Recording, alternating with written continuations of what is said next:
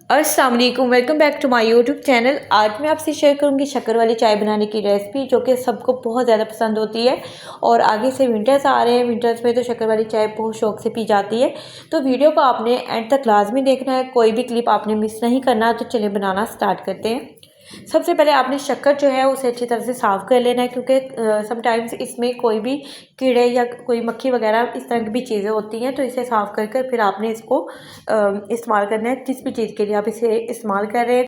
तो यहाँ पर मैं तकरीबन 4 कप चाय बनाऊँगी, तो उसी हिसाब से हम इसमें 4 कप दूध ऐड कर लेते हैं।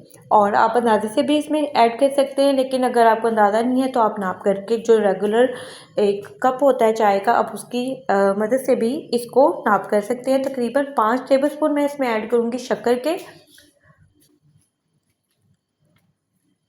कम या ज़्यादा आप अपनी चॉइस के मुताबिक इसमें ऐड कर सकते हैं, लेकिन 5 यहाँ पर मैंने टेबलस्पून ऐड किए थे, तो बहुत ही परफेक्ट इसका टेस्ट भी बना था। और बहुत ना तो ये ज़्यादा मीठी बनी थी और ना ही बहुत ही कम चीनी वाली आप इसे चाय कह सकते हैं। तो नॉर्मल जो मीठा हम पीते हैं, बिल्कुल वैसे ही चाय ये तैयार हुई थी।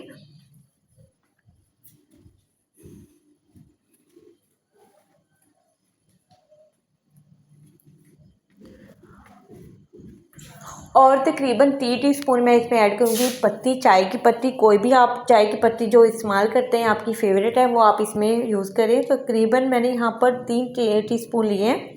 और अगर आप थोड़ा सा इससे भी थोड़ा सा तेज़ पीना चाहते हैं या इससे कम पीना चाहते हैं, तो आप थोड़ी सी जो पत्ती की मिकदार है उसे कम कर लें। तो यहाँ पर चाय को मैंने चूल्हे पर रख दिया था और इसे हम कवर करके रख देंगे। इसे हमने तब तक कवर करके रखना है जब तक ये पकना स्टार्ट नहीं हो जाती।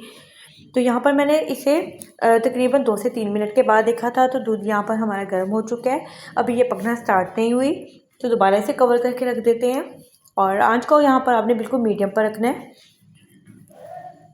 तो यहाँ पर चाय को मैंने तकरीबन 5 मिनट के बाद देखा था। 5 मिनट के बाद जो हमारी चाय है, इसमें बबल्स आना स्टार्ट हो गए हैं और ये पकना स्टार्ट हो गई थी। तो इस तरह से मग की मदद से इसे थोड़ा सा हम अच्छी तरह से इसे मिक्स कर लेते हैं।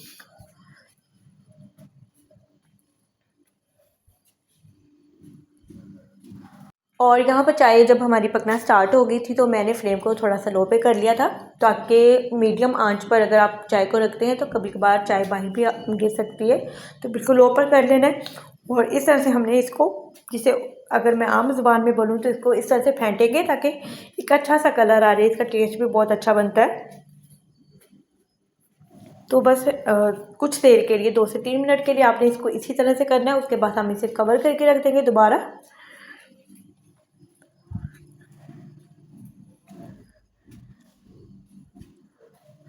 तो यहाँ पर इसको बिल्कुल दम वाली आंच पर आपने दम देना है, और मैं इसे 5 मिनट दम दूंगी। और 5 मिनट दम के बाद हमारी चाय जो है वो परफेक्ट तरीके से पक चुकी होगी। तो हमारी चाय यहाँ पर माशाल्लाह से बहुत ही ज़बरदस्ती पक चुकी है। और आप इसका कलर भी चेक चेक कर सकते हैं, बहुत ही थिक सी और बहुत ही मज़े की यहाँ पर चाय हमारी बनके रेडी हो गई है। और आप इसका कलर चेक करें, और कितनी ज़बरदस्त ये हमारी चाय तैयार हुई है। अगर आप इसमें थोड़ा सा पानी ऐड करना चाहते हैं, तो आप इसमें पानी भी ऐड कर सकते हैं। डिपेंड करता है कि आपको चाय को कितना पतला रखना है। तो बस इसे कप में निकाल लेती हूँ और इसे स्टेन कर लेते हैं अच्छी तरह से।